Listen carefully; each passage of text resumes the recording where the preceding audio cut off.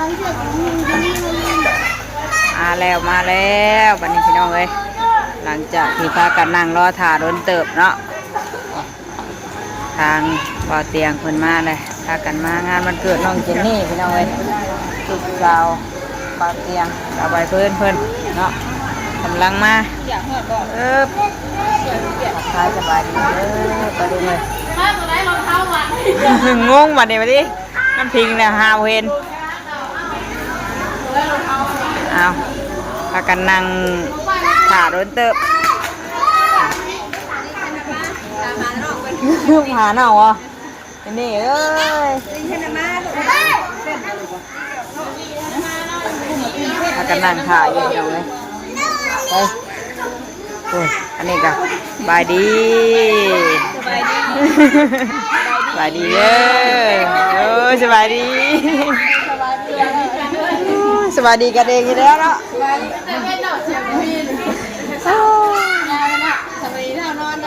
จนฮอดจักโมงแล้วเฮ้ยเดี๋ยวเบิกก่อนโอ้2 ทุ่มแล้วเนาะเอาถ่าเค้กเพิ่นเราถ่าเป่าเค้กเอามางานวันเกิดน้องเจนนี่ก็รู้ไงเนาะมาถ่ายเตอะตามาพากันนั่งรอถ่าเพิ่นโดนเติบเห็นได้บอกปุ้งนะเห็นบอกปุ้งนะจุ๊เห็นปะ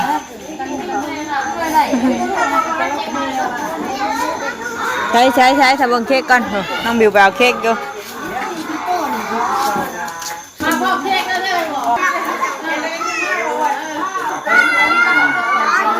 เค้กมาแล้วพี่น้องเอ้ยอ้าว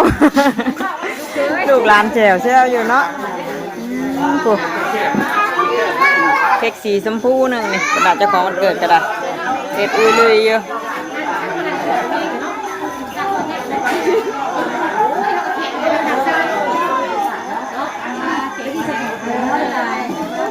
ลูกหลานหลายคนเนาะงานวันเกิดเด็กน้อยพี่น้องเอ้ยแซวเยอะคนน่ะว้าวไปเห็นว่าดู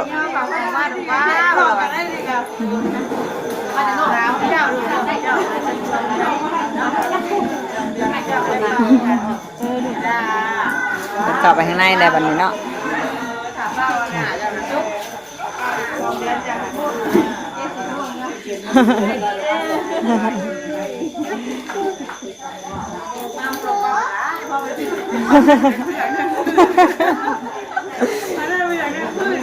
ไปให้ไปผู้ไปข่าวในผู้ได้ไป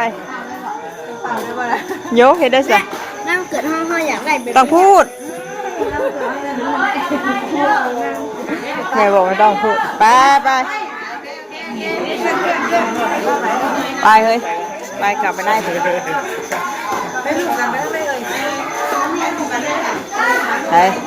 ไปตา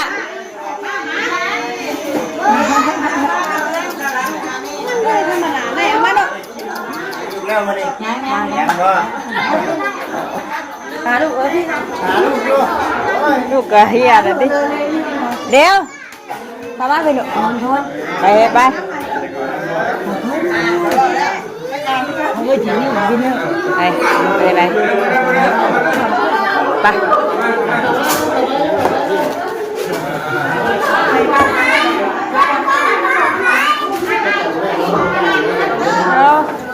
โอ้โหตู้จักหมูจักหมาพี่น้องเลยมากำลังเชี่ยวเข้ามาไปเข้ามา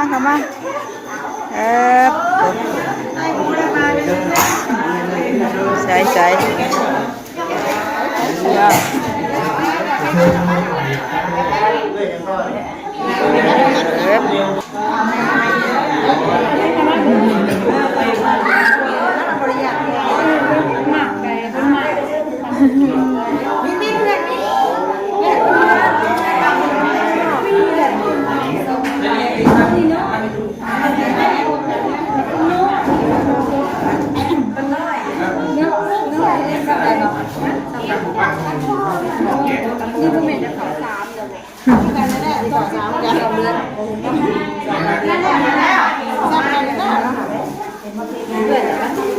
จะมากัน กระไรพี่น้องเนาะ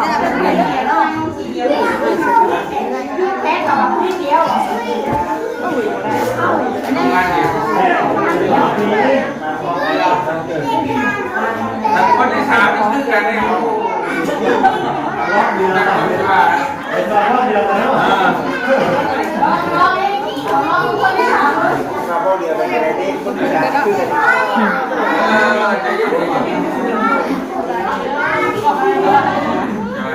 เรื่องสบายดีเนาะสบายดีเรื่องจะคล่องไหนคล่องยังทำยังไงยังไงก็มีนะ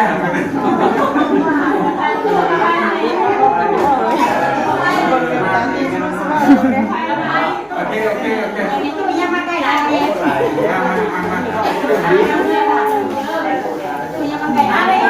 เจนนี่ฉันใครกินเค้กกับเจนนี่กันที่ว่าไปตู้แล้วอยากกินเค้กแบบไ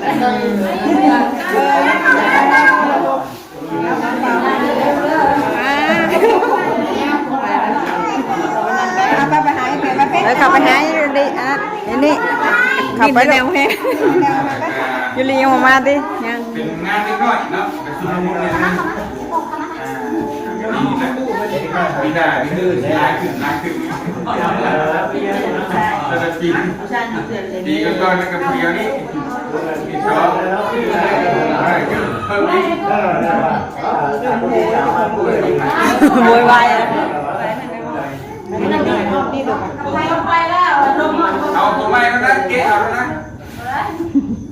มันลงเลยลงเลยซื้อได้เร็วมาเหมือนลงเสียบละใช้ที่เป็นโอ้มาชอบงานพ่อนั่นว่าลูกเห็นว่าได้ยินเสียงร้องไปแล้วบอกแม่บอกแล้ว เสียงรถพอบ่ เสียงรถพ่อ ตามขืนใจได้นะพอรับฟ้าอยู่ดีวะ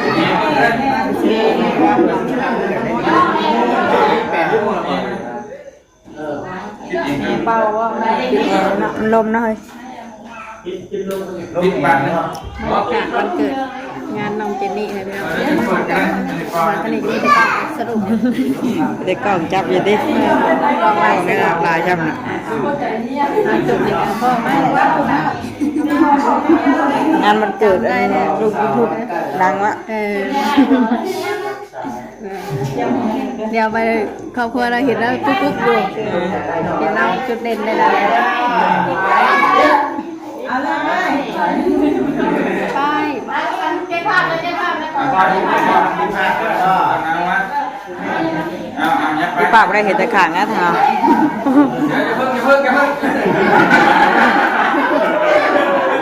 บอกให้พี่ป้าเปิดดิบอกอะไรแม่เปิดดิแม่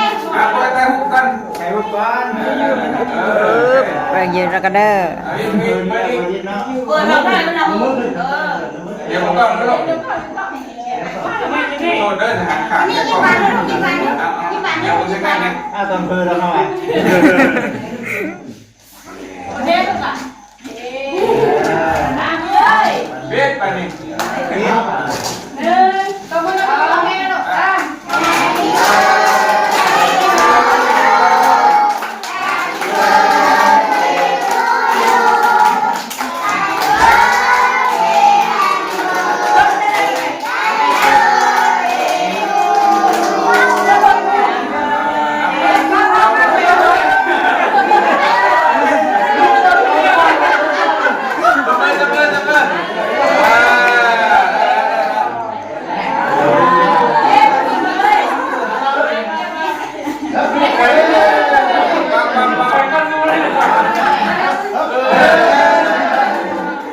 เป่าผู้คนบ่ล่ะ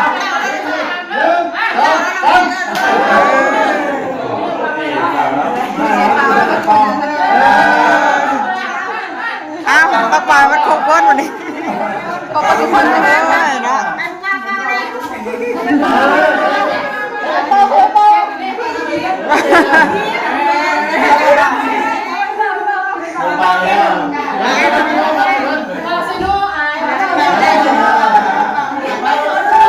ก่อนเดี๋ยวดิ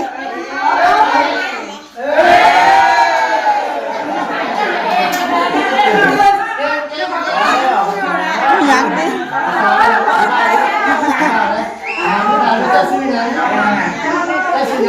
เป็นยังไง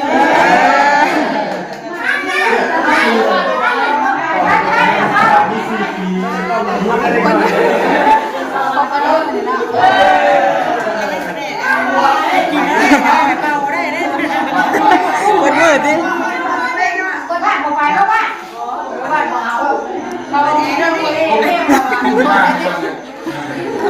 มันเกิดได้เปล่าทุกคน ใช้เจ้าของนั่นได้เปล่าหรือเปล่า เจ้าของได้เปล่าเนี่ย เปล่าแล้วเปล่าได้อยู่ได้อยู่เปล่าแล้วเปล่าเครื่องนั้นเกิด เออ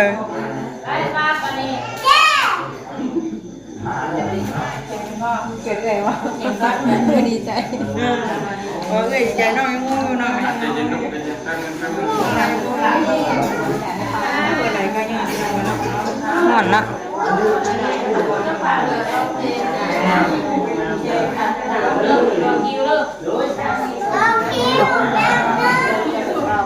เราคิดจะเดิน ว่าคิ้วผูกแขนบาด ไม่ได้เหรอฮะ ไปเจอหมูย่างหมดนะนี่เด้อ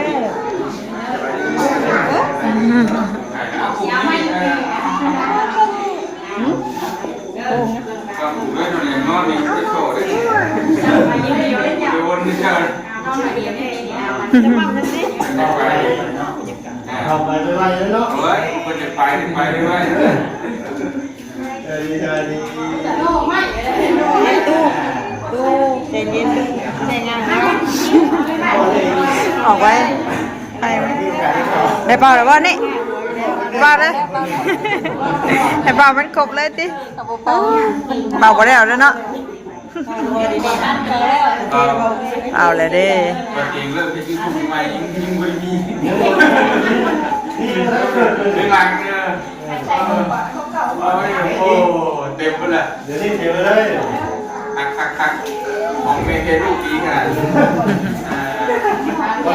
คนละสองคนละหนึ่งคนละสองเลย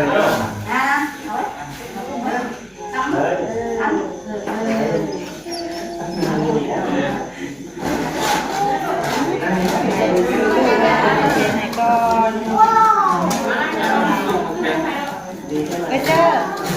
เอาเงินคุยกันเนาะเอาชีรอเค้กอย่างเดียวคือบุกเค้กอย่างเดียว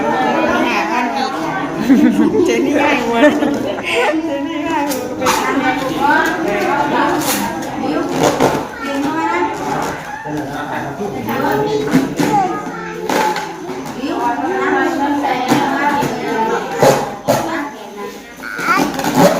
นี่กับเป็นบรรยากาศผูกแขนโอ้เป็นเอง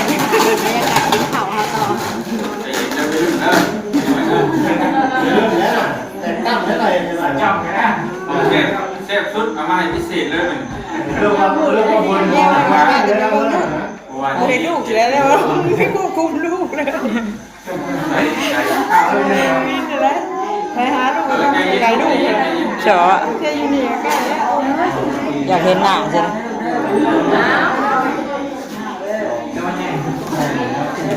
ทางเลย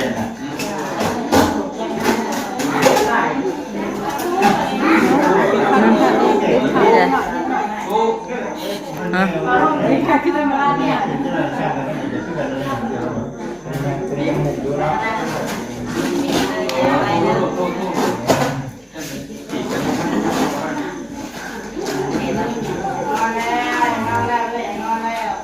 เลยที่น้องไปก่อนการอาหาร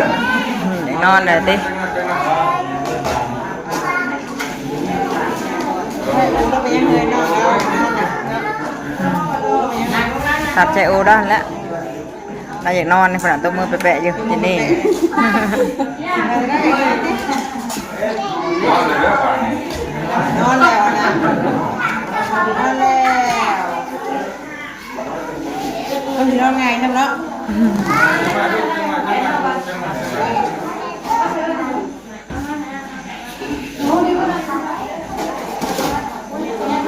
ปลาใหญ่เป็นผูก ก่อนเอา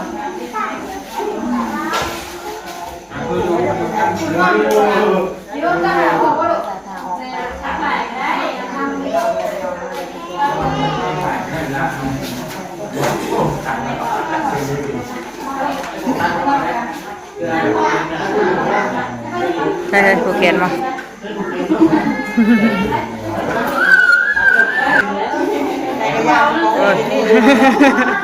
ตู้ได้ของขวัญหนึ่งดิ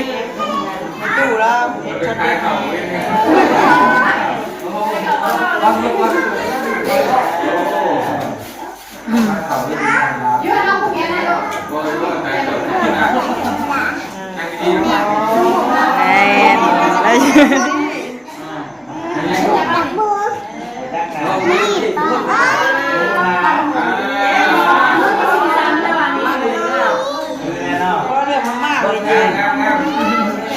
ตู้ได้ของขวัญหลานนั่นก็ ไปชื่อแต่ไหนที่พังหาหมด ไปรักชื่อนี่ รักหาหมดทั้งมืออยู่นั่งเดียว เสื้อไผ่วะ บิวพักน้ำพัก อันนี้เรากับว่า แล้วนี่มันคือบิวแล้วอะไรกัน ไม่ได้เลย ยังไม่ยังมองสองคนนั่นน่ะแล้วลองกินเค้กได้ลองเค้กสองคนนั่นน่ะจะมองกัน น่าจะไม่ตู้เลยก็บิวได้ เกณฑ์ คุณพ่อชื่อไทยกับคุณทำแค่กี่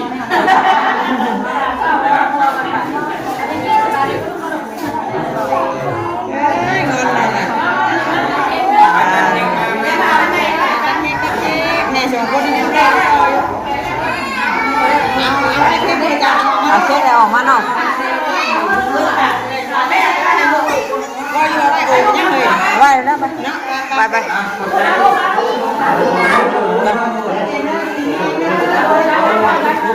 เจอ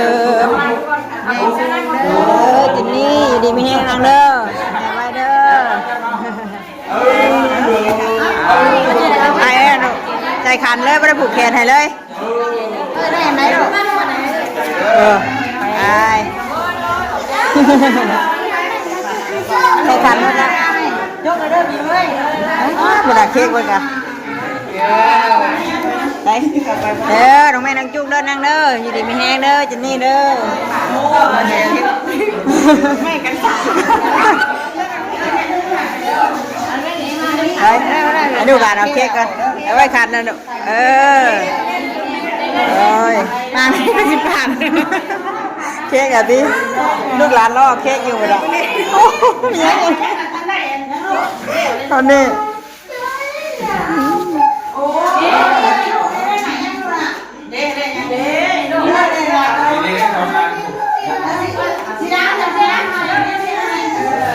ชุดของเราได้จ่อยชุดของเราได้ฮะชุดขาวว่าเสียนะหมูครับ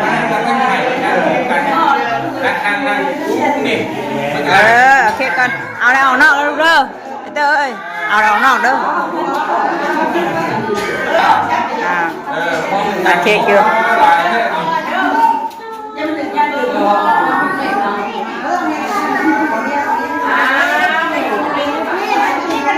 เฮ้ยมีอย่างไรเค้กบ่ล่ะใจเย็นลูกแม่น้องบิวยังปาดอยู่น่ะปาดเค้กอยู่มาขอแก้มา สาวแม่หนูสาวนะแม่น้องบิวอ๋อไม่น้องเค้ก เนี่ยเพื่อนจะนอนรับอะไรเอากินผ้าอันเมื่อนอนเลยเนาะเลิกแล้วเนาะอยากนอนได้หมดลูกหลานกันอยากนอนหมดเลยพี่น้องเว้ยเอาลูกเอาน้ำผึ้งน้ำซีนมึงเก็บไปจักเค้กไงครับมานั่งใกล้แม่น้องบิวฮะเอาเค้กได้จะออกมานอกเนาะเอาเค้กมาลูกจะกูมาเล่าเพลงให้น้องกินเอาไหม ห่อนเลยสิปลาไปดูเอาเค้กไปเค้ก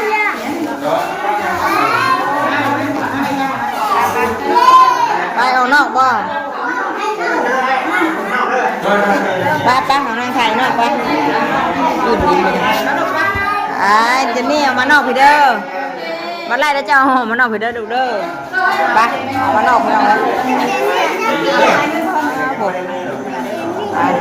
ามานั่งอยู่ข้างนอกไปน่ะเดินกว้างจัดงานกันสะดวกสบายเนาะตำได้วินเฮ้เจนนี่2 ปีลูก2 ปีใหญ่กว่าเจ้าอีกเลยใหญ่เนาะไปมานั่งหูปะวิวเอามาพี่ดูเอาพี่ได้ลูกเด้อแซ่บป่ะชิมด้วยค่ะแซ่บชื่นใจให้แขกเผาชิมด้วยลูกเค้กน้องเจนนี่นะหมดนะหมอนสิเบิ้งค่ะชิมเนี่ยมันเป็นนกเผาแล้วไงเบิ้งแซ่บเลยเบิ้งชิมเค้กน้องเจนนี่กันพี่น้องเลยแซ่บมาพี่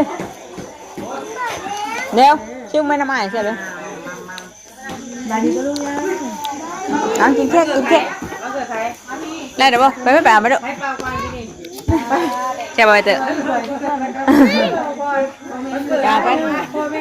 กาไหม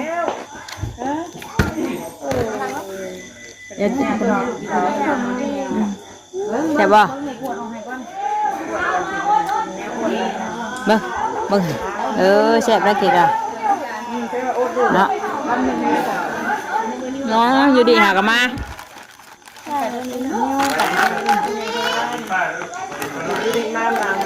ไอ้ชาพี่น้องเลยเนาะเรื่องชานี่จะ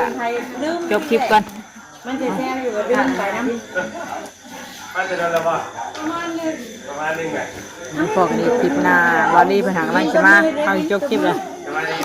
เดี๋ยวถ่ายเรื่องคุยกันเนาะจากเมื่อหักท้องไม่เรือนดีๆหักกันมาทางนี้บอดี้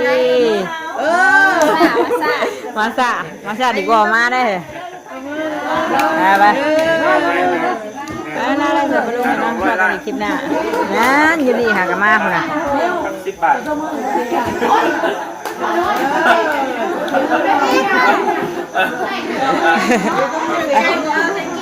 ใช่ตาแบบเค้กวัน